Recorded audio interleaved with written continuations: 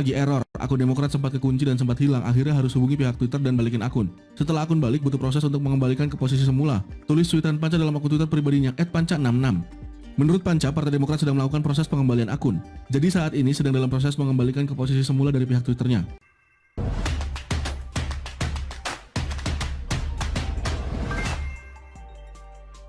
Twitter Partai Demokrat hilang followers. Selama ini pengikutnya akun bodong. Ditulis oleh Manuel di siwar.com. Partai Demokrat mendadak hilang pengikutnya di Twitter.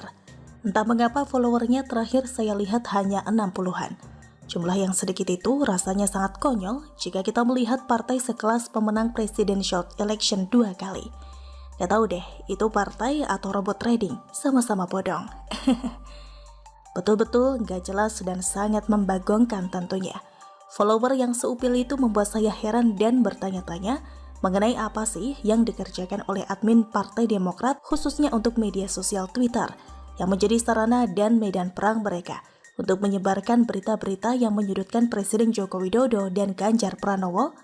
Adminnya gak bisa ngurusin centang biru bahkan. Saya kira hal ini menjadi sebuah lelucon di tengah-tengah taman politik yang akan kita hadapi sebentar lagi. Hanya 60-an follower yang ternyata asli mungkin. Ada apa dengan Twitter Partai Demokrat sehingga pengikutnya bisa hilang begitu banyak dari ratusan ribu sampai hanya tinggal puluhan? Membuat follower abal-abal dan bodong sih gampang banget ya. Tapi kalau membuat follower yang organik dan asli, jangan tanya Demokrat karena mereka gak tahu caranya.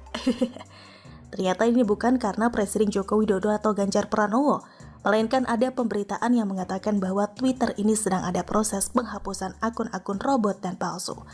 Akun-akun robot dan akun-akun palsu yang dipakai dihapus untuk meringankan beban data dari Twitter.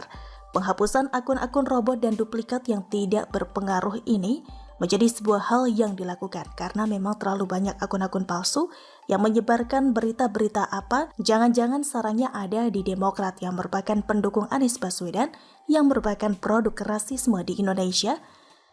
Jadi kalau misalnya pada akhirnya Partai Demokrat mau salahkan Jokowi karena menghapuskan follower di Twitternya itu adalah hal yang hoaks dan bodoh. Kita melihat bagaimana seharusnya admin-admin dari partai besar yang memiliki media sosial bisa melakukan pengelolaan media sosial dengan bijak dan sangat baik, bukan sekedar memakai akun-akun ternak yang tidak ada orangnya. Sungguh lucu melihat bagaimana mereka ini bergerak di media sosial seperti orang tersesat yang bodoh dan tidak mau bertanya-tanya dan mencari tahu kesalahan-kesalahan mereka selama ini. Mereka menggunakan strategi lama, yakni memviralkan sesuatu tanpa mengecek kebenarannya terlebih dahulu. Ternyata Twitter Partai Demokrat itu sarangnya akun palsu ya. Memang ketahuan sih karena elektabilitasnya cenderung merosot seperti PKS dan elektabilitas Anies Baswedan.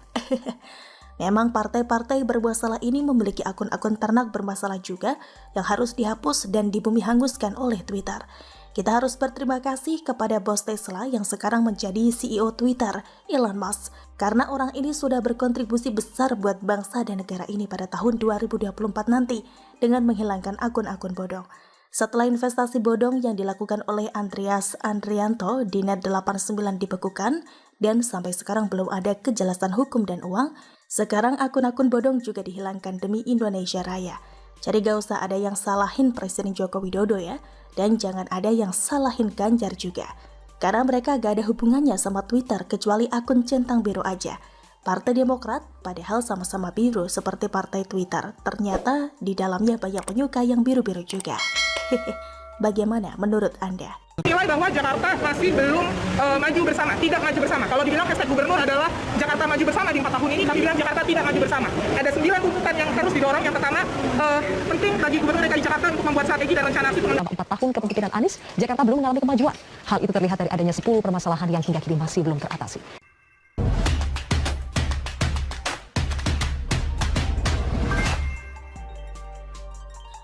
Anies mau jadi presiden? Jawaban Jin Aladin, ngimpi. Ditulis oleh Ruskandi Anggawiria di siwar.com. Sekali lagi kita teropong seorang mantan gubernur yang justru terlihat sering muncul di ranah publik ketika dirinya telah berhenti menjabat. Dia adalah Anies Baswedan. Ketika masih duduk di kursi gubernur, kita lihat mitra kerjanya di legislatif kerap berseberangan. karena ulah para pembantu gubernur yang lebih vokal dari pembantu pejabat manapun yang justru merugikan citra juraganya di hadapan publik.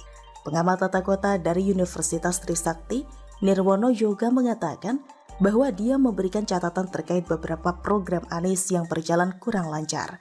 Program-program yang bagus seperti pembangunan jalur sepeda, revitalisasi trotoar dan pemindahan utilitas ke bawah tanah, integrasi transportasi publik, baik sistem tiketing maupun infrastruktur jembatan penghubung dari halte ke stasiun atau terminal sehingga mendapatkan penghargaan internasional, kata Nirwono kepada wartawan Selasa 20 September 2022. Di sisi lain, catatan sang pengamat terhadap Anies adalah terkait persoalan banjir. Menurutnya, penanganan banjir di Jakarta tidak dilakukan dengan tuntas. Penanganan banjir justru tidak tuntas dilakukan seperti pembenahan sungai yang berhenti, revitalisasi situ, danau, bung, waduk tidak berjalan, imbuhnya. Selain itu, Nirwono juga menyinggung soal rehabilitasi saluran yang tidak dilakukan.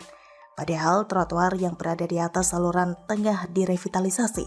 Penambahan RTH atau ruang terbuka hijau sangat lambat. Revitalisasi Tebet Eco Park hanya meningkatkan kualitas taman Tebet yang sudah ada, tapi tidak menambah luas RTH, ungkap Nirwono. Kawasan pedestrian nampaknya menjadi fokus pengamat tata kota.